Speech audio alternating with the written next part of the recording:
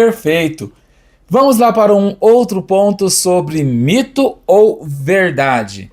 As mulheres, elas veem o esforço e a dedicação, mesmo quando as coisas não saem perfeitas ou da forma que essa mulher entende sobre perfeição. A mulher vê o esforço e a dedicação do homem ou ela vê o resultado final do serviço que esse homem se propôs a fazer? Por quê? Nem sempre a gente consegue fazer de forma perfeita, segundo o feminino, as tarefas de casa ou outras tarefas que precisamos fazer. Como fica isso? É mito ou verdade? A mulher vê o esforço e a dedicação ou ela preza pela perfeição? Bom, aí é uma é uma faca de dois gumes, né? Nós precisamos aprender isso. Então é um mito que é verdade. Então nós muitas vezes precisamos aprender a valorizar isso, porque claro que algumas vezes fazemos algumas atividades com uma excelência maior que o masculino. E isso também é um ponto de conflito em muitos casamentos. Então o homem, né, como eu citei a questão ali da louça, foi, lavou, mas não ali poliu as panelas como a esposa costuma fazer, ou não secou a pia, enfim, né, todo aquele protocolo, aquele passo a passo que a esposa costuma fazer. Então, muitas vezes ali a gente vai e reclama, ou faz tudo novamente. Isso, o que acontece? Vai desmotivando a participação do masculino. Então, nós precisamos aprender. Então, e vamos aprender e também ensinando em amor. Entende? Então ele fez, ótimo, mesmo que você viu que ali a pia ficou toda suja, o pano de prato, enfim, não foi como a gente costuma fazer. Então você ali viu, foi bom, né? Ele te ajudou, ele nos ajudou. Ótimo. E aí, também num outro momento, você vai falando, olha amor, então da próxima vez que você lavar a louça, vou te dar essa dica aqui que ajuda muito depois, você já deixa a pia seca, que aí já nos ajuda quando a pia já fica organizada, e aí a gente vai falando com educação, a gente vai falando com sensibilidade, a gente vai colocando como se fosse ali uma dica, né? A gente não vai brigando, ai, mas você lavou, não secou, né? Não, e até o tom de voz, né? Então, para falar, gente, abaixa ali o tom de voz, já usa uma palavra ali, uma comunicação não violenta, então a gente vai ali, né? Comendo ali pelas beiradas, como diz os mineiros, vamos ali para chegar no objetivo que a gente quer moldar. Mas isso é muito importante, a gente saber valorizar o que foi feito. Tanto isso, porque depois também nós vamos colher essa atitude. Quando nós valorizamos, nós também vamos ser valorizadas, porque nem tudo que fazemos também é perfeito, porque isso também inclui muito as habilidades, o nosso temperamento, aquilo que nós fazemos com muita maestria, os nossos pontos ali realmente de maestria, os nossos pontos de influência. Então isso tudo influencia naquilo que a gente faz com maior perfeição, com aquilo que precisamos ali moldar para fazermos melhor. Então nós também temos esses pontos quanto os homens. Então, à medida que como nós tratamos o outro, é como ele também vai nos tratar, né? Então, muitas vezes nós colhemos exatamente aquilo que nós plantamos. Eu vi um post uma vez que fala assim, tem mulheres que tratam o seu homem como um mendigo. e se esquecem que serão as esposas desse mendigo, enquanto outras tratam o seu homem como rei e são lembradas que são a rainha desse rei, né? Então, nós precisamos tratar esse homem como um rei, porque quando o tratamos como um rei, nós somos a rainha desse rei. Mas quando o tratamos como um mendigo, nós também somos a esposa desse mendigo. Então, nós precisamos ter esses entendimentos claros de como nós tratamos e como nós vamos ser tratadas. Perfeito! Entendemos perfeitamente. Então, mulheres, trate o seu amado como o rei da sua vida, da sua casa. Claro que o maior rei é Jesus, mas trate ele como um pequeno príncipe e você a eterna princesa deste marido, desse namorado, desse noivo que Deus te deu. Agora, um outro ponto sobre mito ou verdade. Vamos lá, esse ponto é muito interessante. Mito ou verdade? É mito ou verdade? A mulher precisa sentir-se desejada pelo seu marido, namorado, noivo. Namorado e noivo, cuidado com os desejos. Mas pelo seu marido?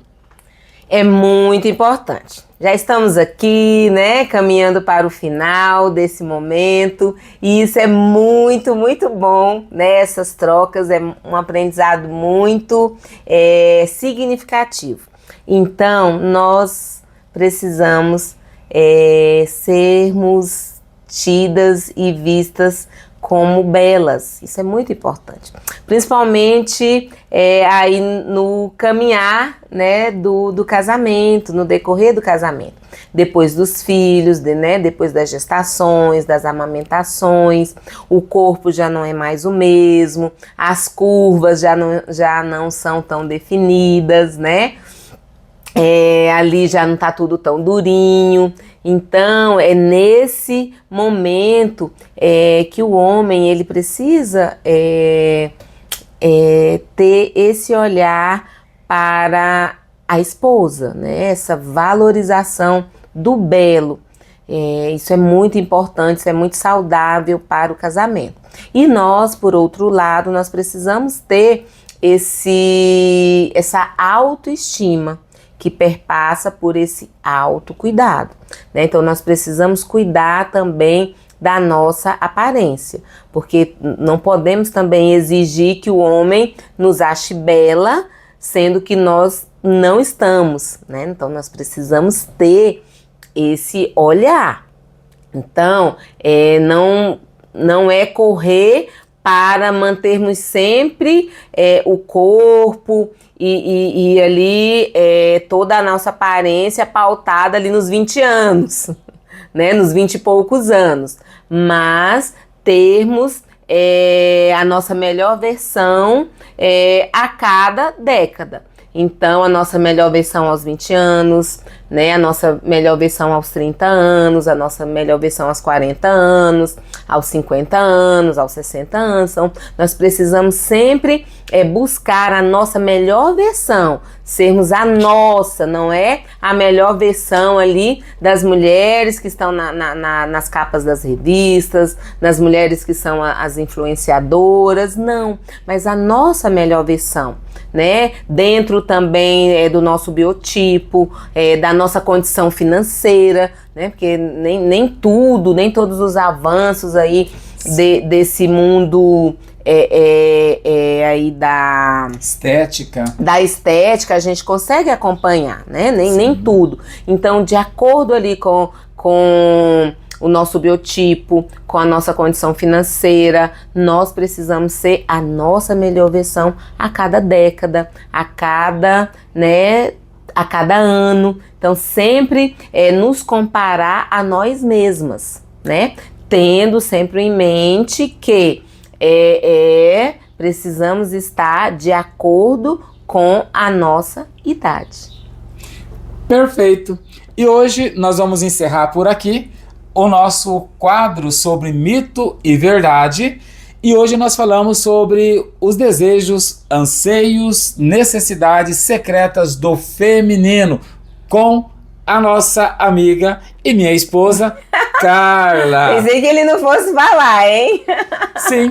Considerações finais, Carla. Qual o recadinho sobre relacionamento, sobre casamento? Vivemos em tempos que uma contracultura está demolindo o casamento, acabando com os relacionamentos. E o que dizer? Qual o conselho e as considerações finais você pode deixar aí para os nossos amigos e amigas que estão nos assistindo nesse momento ou em outros momentos?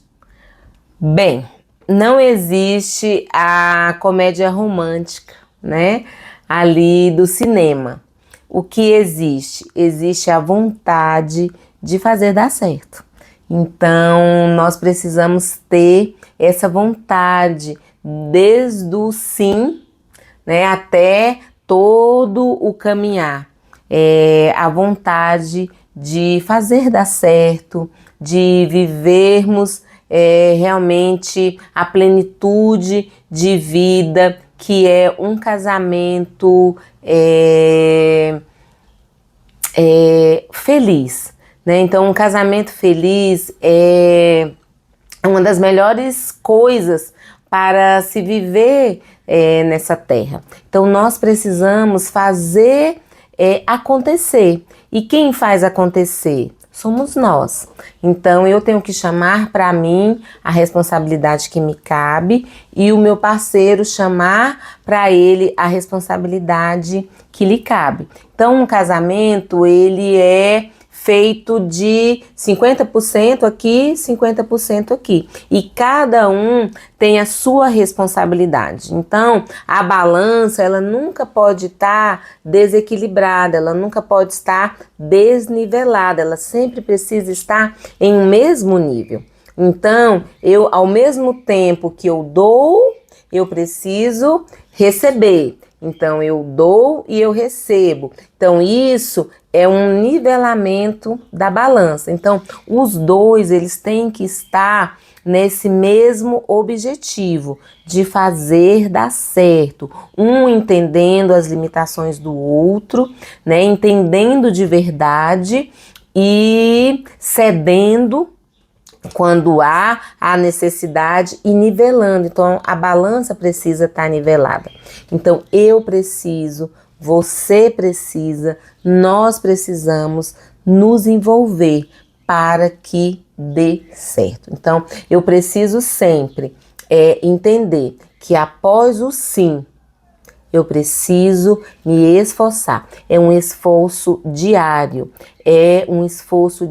Para que dê certo, para fazer dar certo.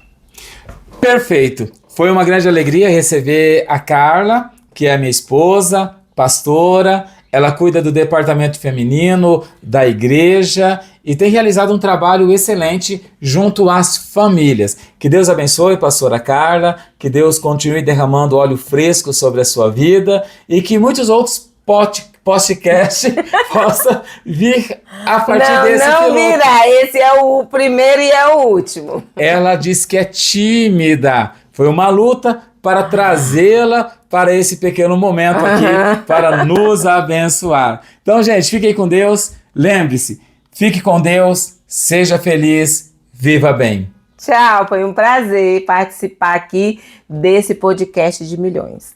Tchau.